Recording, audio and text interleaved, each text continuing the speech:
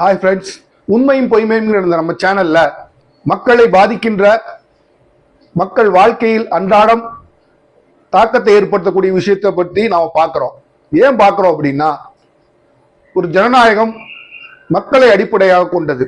அந்த ஜனநாயகத்தை சரியான முறையில நிர்வகிக்கணும்னா இன்ஃபார்ம் சிட்டிசன்ரின்னு சொல்லுவாங்க. அதாவது நன்கு விவரம் அறிந்த குடிமகன்கள் அந்த நாட்டில் இருக்கணும். அப்பதான் அந்த ஜனநாயகம் சரியான முறையில் இயங்கும். அதன் ஒரு நீட்சியாகத்தான், ஒரு தொடர்ச்சியாகத்தான் இந்த உண்மையும் பொய்மையும்ங்கிற சேனலை மக்கள் மத்தியில அவர்கள் பாதிக்கக்கூடிய விஷயத்த வெட்ட வெளிச்சமாக எந்தவித போர்வையும் இல்லாமல் அதன் பின்புலம் என்ன, அந்த விஷயம் என்ன என்பதை தெளிவாக முன்னால் வைக்கக்கூடிய ஒரு முயற்சி தான் இந்த உண்மையும் பொய்மையும். இந்த உண்மையும் பொய்மையும்ல நாம் தரப்புகளை மட்டும் எடுத்து வச்சு கூறாம ஆணித்தரமாக எந்தவித ஒளிவுமின்றி அச்சமுமின்றி நான் அந்த விஷயத்தை குறித்து என்ன நினைக்கிறேன் அப்படிங்கிற கருத்தையும் நம்ம ஆழமா தெளிவா பதிவிடுவோம். அதற்கு மாறான கருத்து எந்த மனிதனுக்கு இருக்கக்கூடாதுங்கிறது எங்களோட கருத்து இல்ல. எங்களுடைய கருத்து, என்னுடைய கருத்து இது. நீங்கள் மாற்று கருத்து கொள்ளலாம். அதையும் நீங்க கமெண்ட் பாக்ஸ்ல நீங்க தயவு செய்து பதிவு பண்ணணும்னு நான் கேட்டுக்கிறேன். ஏன்னா எந்த ஒரு விஷயமுமே பேக் அண்ட் ஃபோர்த் கான்வர்சேஷன் வாங்க தொடர்ந்து நாம விஷயங்களை பரிமாறிக்கொண்டிருக்கும் போதுதான் அது உண்மை தன்மை நமக்கு தெரிய வரும். மக்களை இது எவ்வாறு பாதிக்குதுங்கிறது மக்களுக்கும் புரிய வரும். அதனால இந்த சேனலை ஒரு வழி கம்யூனிகேஷனா இல்லாம ஒரு இன்டராக்டிவ் சேனலா நாம் முன்பின் நம்முடைய கருத்துக்களை கூறி பரிமாறி நடத்தணுங்கிறது தான் என்னுடைய விருப்பம். இதுவரை என்னுடைய சேனலை சப்ஸ்கிரைப் பண்ணாம பாக்குறவங்க தயவு செய்து தொடர்ந்து சப்ஸ்கிரைப் பண்ணி பாருங்க. மக்களை பாதிக்கின்ற மிகவும் முக்கியமான விஷயங்களை, அந்த விஷயங்கள் என்னன்னு மட்டும் சொல்லாமல் அதோட சட்ட பின்னணியும் உங்களுக்கு கொண்டு வந்து அதன் அரசியல் பின்னணியும் அலசி ஆராய்வதே இந்த சேனலோட மிக முக்கியமான ஒரு நோக்கம். அந்த நோக்கத்தை நீங்க நிறைவேற்றணும்னா நீங்க தயவு செய்து இந்த சேனலை சப்ஸ்கிரைப் செய்து பாருங்க. சரி, இன்னைக்கு நாம இந்த உண்மையும் பொய்மையும்ல விவாதத்திற்கு எடுத்துக்கொள்ளக்கூடிய அந்த பொருளானது ஏற்கனவே பார்த்தோம் இல்லையா, தெருநாய்கள், ஸ்ட்ரே டாக்ஸ். அதை குறித்து ஜஸ்டிஸ் பர்திவாலா பெஞ்ச்ல ஒரு ஆர்டர், இன்டரிம் ஆர்டர், ஒரு ஆர்டர் போடுறாங்க. என்னன்னா, தெருநாய்க்கெல்லாம் வேக்சினேட் பண்ணி ஸ்டெர்லைஸ், அதாவது கருத்தடை செய்து அதை ஷெல்டர்ல வைக்கணும். எந்த காரணத்தை கொண்டும் திருப்பி அதை எடுத்து விடக்கூடாதுன்னு சொல்லி ஒரு ஆர்டர் போடுறாங்க. இதை எதிர்த்து விலங்காரர்கள்லாம் கொய்யோ முறையோன்னு கத்தி மீண்டும் ஒரு இதை பரிசீலனை செய்யணும்னு சுப்ரீம் கோர்ட்ல மனு போடுறாங்க. உடனே நம்முடைய சீஃப் ஜஸ்டிஸ் ஆஃப் இந்தியா திரு B.R. காவை என்ன செய்யறாருன்னா, அப்படியே இந்த கேஸ் பெண்டிங்ல இருக்கும் போதே ஜஸ்டிஸ் பர்திவாலா பெஞ்ச்ல இருந்து ஜஸ்டிஸ் விக்ரம்நாத் பெஞ்சுக்கு இது 2 நீதிபதி அடங்கிய பெஞ்ச் ஜஸ்டிஸ் பர்திவாலா பெஞ்ச். அது அதோட பெரிய 3 நீதிபதி அடங்கிய ஒரு பெஞ்சுக்கு மாத்துறாரு. அதை தலைமை தாங்கிறது விக்ரம்நாத்ங்கிற ஒரு உச்ச நீதிமன்ற நீதிபதி. சரி, முதலுக்கு நம்ம இந்த விஷயத்துக்கு நுழையிறதுக்கு முன்னாடி ஒரு சட்ட நுணுக்கத்தை நம்ம தெரிஞ்சுக்குவோம். சட்டத்துல பாத்தீங்கன்னா ஆக்ட், ரூல்ஸ் அப்படின்லாம் இருக்கு. அது யாருக்குமே என்னன்னு தெரியறது இல்லை.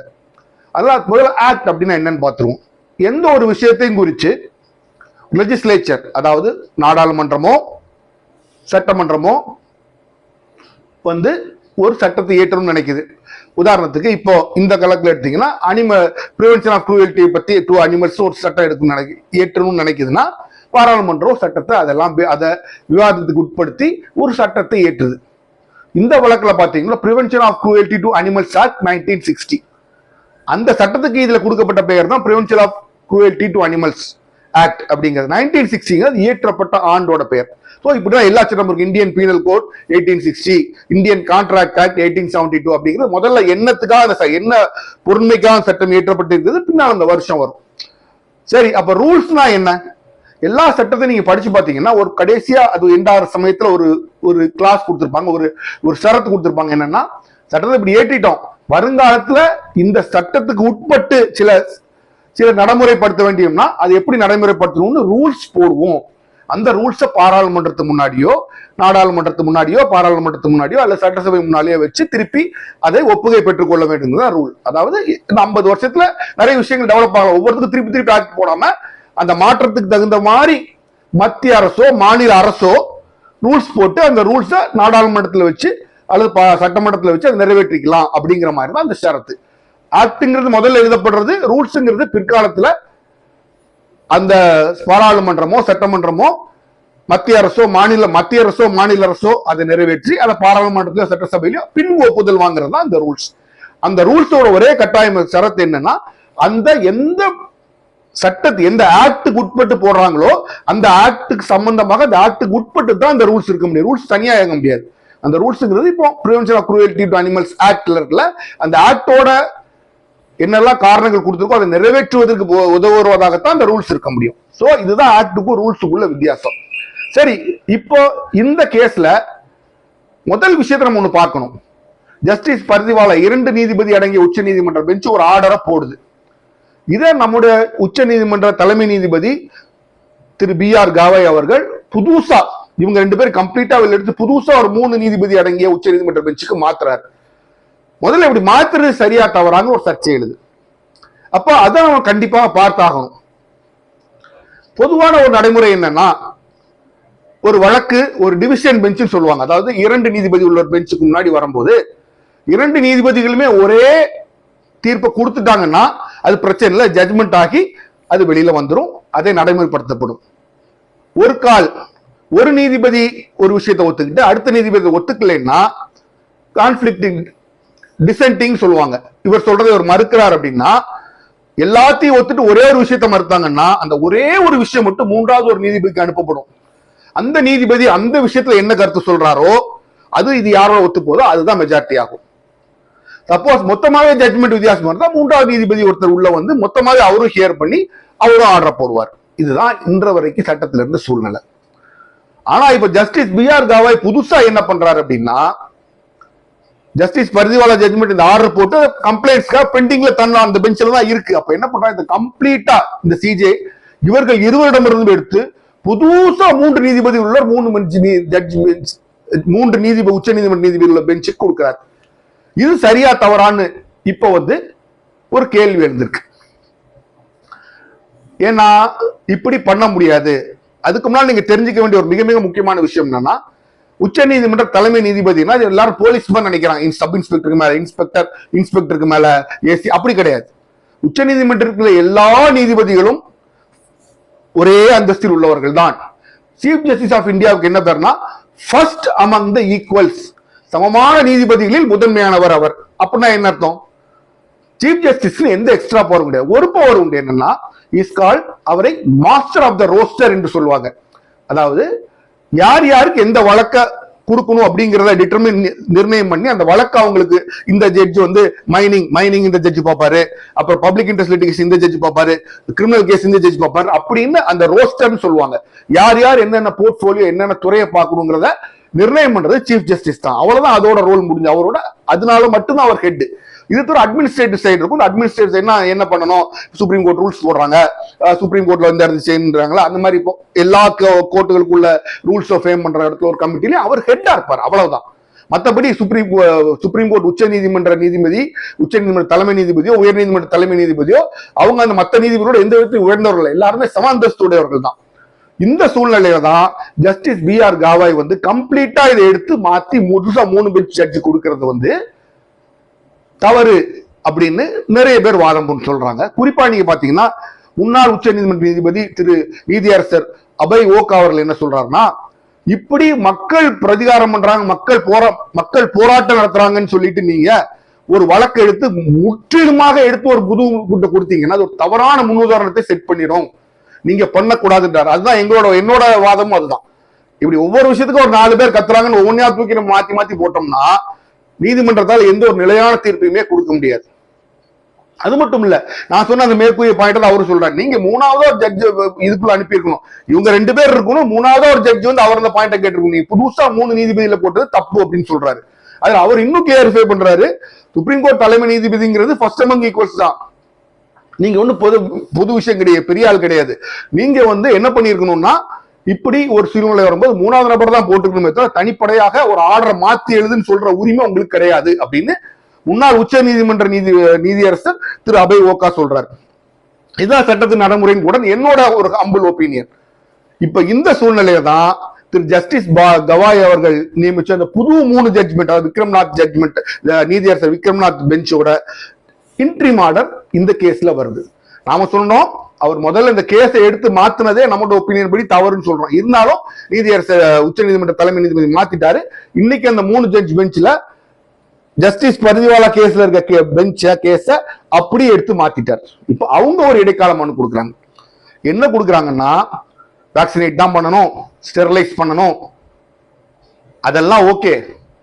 ஆனா நீங்க நாயை எங்க புடிச்சீங்களோ அங்கே கொண்டு ஸ்டெரிலைஸ் பண்ணிட்டு திருப்பி அதே இடத்துல விடணும் அப்படின்னு சொல்லி அதுக்கு உதவி அவங்க என்ன சொல்றாங்கன்னா, animal birth control rules 11 sub clause 9 சொல்றாங்க. அது என்ன சொல்லியிருக்குன்னா, ஒரு நாயை பிடிச்சி நீ வேக்சினேட் பண்ணி ஸ்டெரிலைஸ் பண்ணி அதுக்கப்புறம் அதை ட்ரீட்மெண்ட் முடிச்சு எங்க இருந்து தூக்கிட்டு வந்தீங்களோ அங்கேயே கொண்டு போய் விடணும்னு சொல்லியிருக்கு. இதே ஆர்டர் தான் இந்த பெஞ்சு, இந்த 3 ஜட்ஜி கொண்ட பெஞ்சு பாஸ் பண்றாங்க இன்ட்ரீம் ஆர்டரா. அதாவது பரிதிவாலா ஜட்மெண்ட் என்ன சொல்றாங்க, தெருவில் எந்த கண்டிஷன்லையும் விடக்கூடாது. இவங்க என்ன சொல்றாங்க, மற்ற ரெண்டையும் நாங்க ஒத்துக்கிறோம், வேக்சினேட் பண்ணு, ஸ்டெரிலைஸ் பண்ணு, ஷெல்டர்ல வைக்கணும் ஒத்துக்கிறோம். ஆனா அவர் அந்த நாய்களை வெளியே விடக்கூடாது சொல்றது மட்டும் தவறு. நாயை திருப்பி எங்க பிடிச்சிங்களோ அங்கேயே கொண்டு போய் விடணும் அப்படின்னு இவங்க சொல்லியிருந்தாங்க. அது மட்டும் இல்லாம அவர் எஃப்ஐஆர் எடுத்து போடணும் அப்படின்னு சொன்னார், தடுக்கிறவங்க. இவங்க என்ன சொல்றாங்க, நாயை எல்லா பப்ளிக் பிளேஸ்லயும் ஃபீட் பண்ணக்கூடாது, நாய்களுக்கு உணவு அளிக்கணுங்கிறதுக்கே ஒரு இடத்த வைக்கணும், அங்க மட்டும்தான் உணவு அளிக்கணும், மித்த இடங்கள்ல யார் உணவளிச்சாலும் அவங்க மேல சட்டப்படி நடவடிக்கை எடுக்க வேண்டும் அப்படின்னு சொல்லிட்டு விட்டுறாங்க. இது ஒரு இடைக்கால மனு. இது மட்டும் சொல்லாம பழைய வழக்கு என்சிஆர் டெல்லிக்கு மட்டும்தான் இருக்கு. இப்போ நாங்க இந்தியா முழுசுக்கு ஆர்டர் போட போறோம், எல்லா மாநில அரசுக்கும் நோட்டீஸ் அனுப்புங்க, எல்லா மாநில அரசும் தன் தரப்பை சொல்லட்டும் சொல்லி 8 வாரம் கழிச்சு போடுறாங்க. சரி, இது ஆர்கியூ பண்ணும்போது நம்ம சாலிசிட்டர் ஜெனரல் மத்திய அரசுக்கு வழக்கறிஞர் என்ன சொல்றாருன்னா, அந்த ஆர்டர் அப்படி இருக்கட்டும், நாய் கடிங்கிறது உண்மைதான், அதை மாற்றக்கூடாது, வேற எல்லா முறைமைகள் வர்ற வரைக்கும் அந்த இதுபடி பிடிச்சி ஸ்டெரிலைஸ் பண்ணிக்கிட்டே இருப்போம், பிடிச்சி வச்சிருப்போம், அது வரைக்கும் நீங்க அந்த ஆர்டரை மாற்றக்கூடாதுன்னு சொல்றாரு. அனிமல் லவர்ஸ்ல என்ன சொல்றாங்க, நாய்கள் சயின்டிபிக் மெத்தட் படி நாயை பிடிச்சி இது பண்றதுனால நாய் பாப்புலேஷன் எங்கேயுமே குறையாது. ஒரு நாய் அக்ரெசிவ் நாயை இருந்துச்சு, நீங்க திருப்பி நாய் இருக்குன்னு சொல்லி நாயை பிடிச்சி மொத்தமா வெளில எடுத்தீங்கன்னா அந்த இடத்துல இன்னொரு நாய் வந்துடும், அது இன்னும் அக்ரெசிவா இருக்கும் இப்படின்னு அவங்க சயின்டிபிக்கா நிறைய விஷயங்கள் சொல்லுவாங்க. ஏன்னா உங்களுக்கு நாய்களை பத்தி, நாய்களுக்கு பணம் செலவழிக்கிறதுக்கு நிறைய என்ஜிஓஸ் இருக்காங்க, இந்த பீட்டாக்கி அவங்ககிட்ட தான் பணம் இருக்கு. கடிப்பட்ட மனிதனுக்கு செலவு பண்ற குரூப்புக்கு பணம் செலவழிக்கிறதுக்கு இன்னைக்கு யாரும் இல்லை. இப்படி பல ஆர்வலர்கள் இந்தியாவிலே உயர்வான வழக்கறிஞர்கள் வச்சு அவங்க அப்பியர் ஆகி பேசுறாங்க. சரி, உச்ச நீதிமன்றம் என்ன சொல்லுதுன்னு ஒரு வார்த்தை யூஸ் பண்ண எனக்கு கொஞ்சம் வருத்தமாக இருந்துச்சு. உச்ச நீதிமன்ற தீர்ப்பு நாம தலைவனை ஏற்றுக்கொள்வோம். பட் ஆனா என்ன சொல்றாங்க, இந்த சொல்றது பிராக்டிக்கல் சொல்யூஷன் இல்லைங்க, எப்படி இத்தனை நாயை நீங்க பிடிச்சி ஸ்டெரிலைஸ் பண்ணி நீங்க இது பண்ணுவீங்க, அதனால சயின்டிபிக்கா கண்ட்ரோல் பண்ண முடியாது அப்படின்னு சொல்லி அப்படிங்கிற மாதிரி ஒரு தீர்ப்பை உச்ச நீதிமன்றம் இடைக்காலமா கொடுத்துருக்கு. சரி, அப்போ இவங்க பிராக்டிக்கலா அவங்க சொல்லுவோம், பிராக்டிக்கலா பாசிபிள் இல்லைங்கிற உச்ச நீதிமன்றம் சொல்லுது. என்ன சொல்லலாம், உச்ச நீதிமன்றம் என்ன சொல்லி எல்லாத்தையும் பிடிச்சி ஸ்டெரிலைஸ் பண்ணும் அப்படின்னு உச்ச நீதிமன்றம் சொல்றது. அப்ப உச்ச நீதிமன்றம் சொல்றது பிராக்டிக்கலா நம்ம முதல்ல பார்க்கணுமா இல்லையா? அதை துஷார் மேத்தாவோ மற்றவங்களும் ஆர்கியூ பண்ணல, அதாவது உச்ச நீதிமன்றத்தோட பரிசீலனைக்கு அது வரல. இன்னும் உச்ச நீதிமன்றம் யோசிச்சிருக்கணும். என்ன பொறுத்த வரைக்கும் நான் சில பாயிண்ட் சொல்ல உச்ச நீதிமன்றம் அது யோசிக்கிட்டோம். ஏன்னா இன்னும் ஃபைனல் ஹியரிங் வரல. என்னன்னா என்ன சொல்றாங்க, புடிச்சு இவ்வளவு நாய்களை புடிச்சு நீங்க ஸ்டெரிலைஸ் பண்ணி அங்கேயே வச்சு இடம் இல்ல நாட்டில் அப்படின்னு ஒத்துக்கிறேன், இடம் இல்ல. இப்போ அதுக்கு முன்னால முதல்ல தெரியக்கூடிய விஷயம், நாய்களை கருத்தடை பண்ணி நீங்க ரிலீஸ் பண்ணீங்கன்னா நீங்க என்ன சொல்றாங்க, காலப்போல் நாய் பாப்புலேஷன் குறைஞ்சிரும், நீ ஊசி ஸ்டெரிலைஸ் பண்ண நாயெல்லாம் அப்படியே செத்து போயிடும், அப்புறம் நாய் தெருநாயே இருக்காது, தெருநாய் மனிதாபிமானமா அதே அது வாழ்க்கையை முடிஞ்சு இறந்து விடும், நாயே இருக்காது அப்படின்னு ஒரு குரூப் சொல்றாங்க. அதை ஏத்துக்கிட்டு உச்ச நீதிமன்றம் ஆர்டர் போட்ட மாதிரி எனக்கு தெரியுது. சரி, உண்மை நிலைமை என்னன்னு நம்ம பார்ப்போம். இந்தியாவில் மொத்தம் 6.2 கோடி ஸ்ட்ரே டாக்ஸ் தெருநாய்கள் இருக்கு அப்படின்னு சொல்றாங்க. எத்தனை? 6.2 கோடி. நம்ம கவர்மெண்ட்டுகளும் நம்ம உள்ளாட்சி அமைப்பு என்ன லட்சணத்துல வேலை பார்ப்பாங்கன்னு நமக்கு தெரியும். குழி தோண்டி போடுறதுக்கு 10 நாள் போறது, அதுல ஒரு நட்ட வேண்டிய விஷயத்தை நட்டுறதுக்கு இன்னொரு 10 நாள், அதை மூடுறதுக்கு 10 நாள், ஒரு மாசத்துக்கு ஒரு சாதாரண வேலையை செய்யற இந்த நபர்களை வச்சுக்கிட்டு சுப்ரீம் கோர்ட் என்ன சொல்லுது, நாயெல்லாம் பிடிச்சி வேக்சினேஷன் குத்து, அதை ஸ்டெரிலைஸ் பண்ணிரு, அதுக்கப்புறம் வச்சுட்டு விட்டு அதே இடத்துல, அப்புறம் காலப்போக்கில் அந்த நாயை நீ ஸ்டெரிலைஸ் பண்ணிட்ட இல்லையா, அப்ப காலப்போக்கில் அது குறைஞ்சிரும் அப்படின்னு சொல்றாங்க. சரி, எனக்கு வடிவேலோட ஒரு காமெடி தான் ஞாபகம் வருதுங்க. உண்மையாவே எனக்கு அதை பார்த்தோம் அப்படிதான் ஞாபகம் வந்துச்சு. ஒரு படத்துல வடிவேலு ஒரு மிஷின், இது மூட்டை பூச்சி கொள்ற மிஷின், ஒரு மிஷின் எடுப்பார். ஒருத்தர் 100 ரூபா கொடுத்து வாங்கிட்டு போய் என்னடா இது அப்படின்னு கேட்பான். மூட்டை பூச்சி கொள்ற மிஷின். எப்படி கொள்ளணும்? மூட்டை பூச்சியை எடுக்கவும் உள்ளே போடவும் நச்சு நச்சு நச்சு நச்சு நக்கவும் மூட்டை பூச்சி செத்து பூச்சி அப்படிமா. அதைத்தான் அவன் கேட்பான், டே இதைத்தான் காலங்காலமான கையில் அடிச்சே கொண்டுட்டு இருக்கணும், இதுக்கு ஒரு மிஷினான்னு கேட்பான். இப்போ சுப்ரீம் கோர்ட்டோட போட்ட ஆர்டர் அந்த சூழ்நிலையில தான் இருக்கு. எத்தனை நாய் இருக்கு? நான் உங்கள்கிட்ட சொல்ற கணக்கை நீங்க மனிதர்களா யோசிச்சு பாருங்க. 6.2 கோடி நாய் இருக்கு. இவங்க பண்ற வேலைக்கு சுறுசுறுப்பா வேலை பார்த்தாலும் நாய் முன்ன மாதிரிலாம் நீங்க சங்கிலி தான் போட்டு பிடிக்கூடாது. அதை நீங்க மரியாதை கிட்ட மிஸ்டர் டாக், நீங்களே நான் வலை போடுற உள்ள வந்துருங்கன்னு பிடிச்சி தான் தூக்கிட்டு வரணும். அதனால நிறைய நாய் பிடிக்க முடியாது. ஒரு மாசத்துக்கு நான் ஒரு அதிகமா சொல்றேன், ஒரு மாசத்துக்கு இந்தியா முழுசும் நம்முடைய உற்சாகமாக வேகமாக வேலை பார்க்கக்கூடிய நம்முடைய உள்ளாட்சி அமைப்பு பிரதிநிதிகளும் நம்ம வேலைக்காரர் நம்ம உள்ளாட்சி அமைப்புல வேலை பார்க்கறோம் பயங்கரமாக போவாங்க. நீங்க பார்த்துருக்கோங்க. 1 லட்சம் நாயை பிடிக்கிறாங்கன்னு வச்சுக்கோங்க. ஒரு மாசத்துக்கு 1 லட்சம் நாயை பிடிக்கிறாங்கன்னா மாண்புமிகு உச்ச நீதிமன்ற தீர்ப்புப்படி என்ன ஆகும்னா 620 மாசம் ஆகும். இப்ப இருக்கிற நாய்களையே பிடிச்சி எல்லாத்தையும் தடை கொடுத்து நீங்க வேக்சினேஷன் குத்தி நீங்க அதுக்கப்புறம் காய் அடிக்கிறதுக்கு 620 மாசம் ஆகும். அதாவது 51 வருஷம் ஆகும். சரி, இன்னும் 51 வருஷம் நாயில எப்படி சாகும்? 51 வருஷம் நாயில அழிஞ்சுமா? எப்படிங்க சாகும்? ஒரு நாய், ஒரு பெண் நாய் 6 மாசத்துல குட்டி போட ஆரம்பிச்சோம். எப்போ? 6 மாசத்துல. தெருநாய்க்கு 6 மாசம் தான். ஹையர் பீடு போகும்போது 18 மாசம் வரைக்கும் வரும்ன்றாங்க. அப்போ இனிமேல் கார்பரேஷன் காரங்களுக்கு ஒரே வேலை தான், தெருவா கேமரா தூக்கி சுத்தும், டான் டான் டான் ஜம்ப் பண்ண மாதிரி. அந்த பரிசு 6 மாசம் ஆயிடுச்சு நாயை தூக்கிட்டு போவோம். எங்க இவங்க பண்ணுவாங்களா? பண்ண முடியுமா? முதல்ல ஒரு உள்ளாட்சி அமைப்புக்கு வேலை என்ன? உள்ளாட்சி கட்டமைப்பு சரியா இருக்கான்னு பார்க்கணும். அவனை நாய் பிடிக்கிறவங்களா மாத்திக்கலடா. அதான் 6 மாசம் ஆனா கரெக்டா பிடிச்சி தூக்கி போட்டுருணுமா. தூக்கி போட்டு ஊசி குத்தி அந்த தடையை கொடுத்து ஒரு ஷெல்டர்ல வச்சு தம்பி நல்லா இருக்கியாப்பா அப்படின்னு தடையை கொடுத்து 16 முடிஞ்சோம். 1 மாசம் கழிச்சு அவன் திருப்பி நல்ல அழகா பத்திரமா தூக்கி ஞாபகம் வச்சுக்கணும். வேற இடத்துல விட்டா உங்களை பனிஷ்மெண்ட், எங்க பிடிச்சோ அங்கேயே கொண்டு விட்டு வரணுமா. வேற வேலை இல்லையாங்க உள்ளாட்சி அமைப்புக்கு? அது நீங்க செய்வாங்க. எந்த நம்பிக்கையில சிரிப்பா வருது? 51 வருஷம் ஆகும் இதை செய்யறதுக்கு. சரி, இந்த 51 வருஷத்துல 6 மாசத்துல இதெல்லாம் குட்டி போட ஆரம்பிச்சுன்னா இன்னும் எத்தனை குட்டி வரையும் யோசிச்சு பாருங்க. இதோட வழி என்னன்னா, சுப்ரீம் கோர்ட்டோட தீர்ப்பு இல்லாத ஊருக்கு, போகாத ஊருக்கு ஒரு வழி போடுற மாதிரி தான் இருக்கு. இது நடக்குமா? நடக்கவே நடக்காது. சுப்ரீம் கோர்ட் அதை யோசிக்கணும். தெரிஞ்சுதான் அந்த ஆர்டர் போட்டாங்களா, இல்ல அந்த நாலேஜ் உங்களுக்கு வர ஜட்மெண்ட் பெர் இன்க்யூரியம் சொல்லுவோம். ஒரு விஷயம் ஒரு நீதிமன்றத்துக்கு முன்னால் வைக்கப்படாததுனால நீதிமன்றம் அது தெரியாம ஆர்டர் போடுற மாதிரி கணக்காகும். ஜட்மெண்ட் பெர் இன்க்யூரியம் வாங்க. பட் இதுல பெர் இன்க்யூரியம் சொல்ல முடியாதுன்னா நீதிமன்றத்துக்கு முன்னால் அந்த கேள்வியே இதை வந்து ரீலோகேட் பண்ணலாமா பண்ணக்கூடாதுன்னு வேற ஏதோ ஆக்ட சம்பந்தப்பட்டதான் இன்க்யூரியம் வரும். இப்ப ஜட்மெண்ட் பெர் இன்க்யூரியம் நம்ம சொல்லவும் முடியாது. அப்ப வச்சு சுப்ரீம் கோர்ட் என்ன நினைப்புல இந்த ஆர்டர் போட்டு சுப்ரீம் கோர்ட் யோசிக்கணும். ஃபைனல் ஹியரிங் வரல. 52 வருஷம் ஆகும் இருக்கிற நாய்களை பிடிச்சி யூஸ் பண்ணி. சரி, 2 லட்சம் பேரை பிடிச்சாங்கன்னா 33 பாதியா போடும். 26 வருஷம். 26 வருஷத்துல நாய்கள் எத்தனை குட்டி போடும்? ஆக மொத்தம் இந்த நாய்கள் தெரு விட்டு என்னைக்குமே அகல போறது கிடையாது. என்னைக்குமே கடிச்சுக்கிட்டே தான் இருக்கும். ஜனத்தோ குறைய போறதும் கிடையாது. சரி, இவங்க பேசுறவங்களுக்கு நான் சொல்றது ஒண்ணுதான். நம்ம சின்ன வயசுல வளரும் போது நம்ம திருநாய்களை பார்த்திருக்குமா? ரொம்ப கம்மி. ரொம்ப ரொம்ப ரொம்ப மினிமல். 1 2 எங்கேயோ இருக்கும், அவ்வளவுதான். தெருக்கு 4 நாய் 10 நாய்லாம் இருக்காது. காரணம் என்ன? அப்போ உள்ளாட்சி அமைப்புகள் என்ன பண்ணாங்க உங்களுக்கே தெரியும். அதனாலதான் கண்ட்ரோல்ல இருந்துச்சு.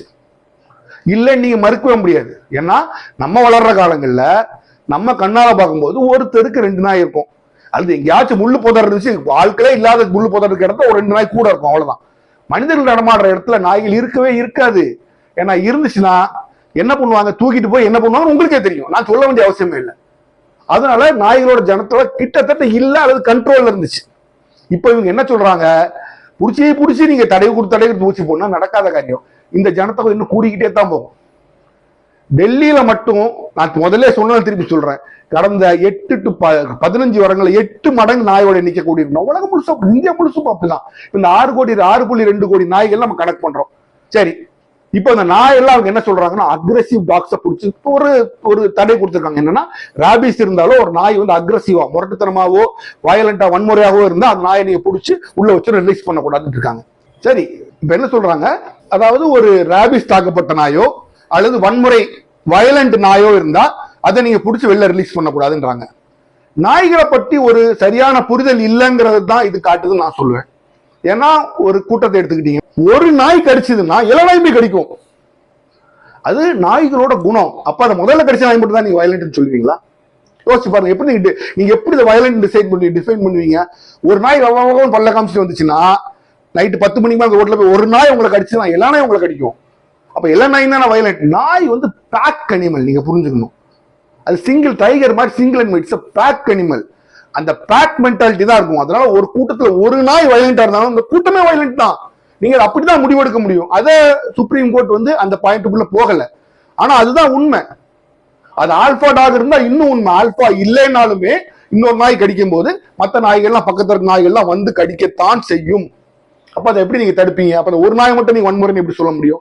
அப்ப இந்த பேக்கே நீங்க கட்டி தான் ஆகணும். அதை பற்றி ஒரு தெளிவான விளக்கம் இல்ல. அது மட்டும் இல்ல, துஷார் மேத்தா ஆர்கியூ பண்ண, அதாவது மத்திய அரசோட சாலிசிட்டர் ஜெனரல் ஆர்கியூ பண்ண என்ன சொல்ல, ஒரு நாளைக்கு, அதாவது ஒரு வருடத்திற்கு இந்தியாவில் 2024 37,15,537 ஒரு கேஸ் சொல்றாரு. அவ்வளவு பேர் நாய் கடிச்சிருக்குதுன்னு சொல்றாரு. இதை அதை எதிர்த்த பிரகாரம் யாரும் பெருசா மறுக்கல. எத்தனை நாய் இருக்கு? 6.2 கோடி நாய் இருக்கு. எத்தனை பேர் கடிபட்டிருக்காங்க? 37,15,000 பேர். கணக்கு பண்ணி பாத்தீங்கன்னா 100 நாய் இருந்துச்சுன்னா 5 பேர் கடி வாங்குறாங்க. இது எவ்வளவு ஹை ரேஷியோ. இந்த டாபிக்கை குறித்து நம்ம பேசும்போது நம்ம உள்ள குமுறல்கள் நிறைய இருக்கிறதுனால நிறைய விடயங்கள் நம்ம பேச வேண்டிய சூழ்நிலை இருக்குது. அதனால எல்லாத்தையும் நம்ம இந்த ஒரே பதிவுல பார்க்க முடியாது. அதனால இந்த பதிவை நாம 2ஆ பிரிச்சு இதன் தொடர்ச்சியை அடுத்து வெளியிட போறோம்.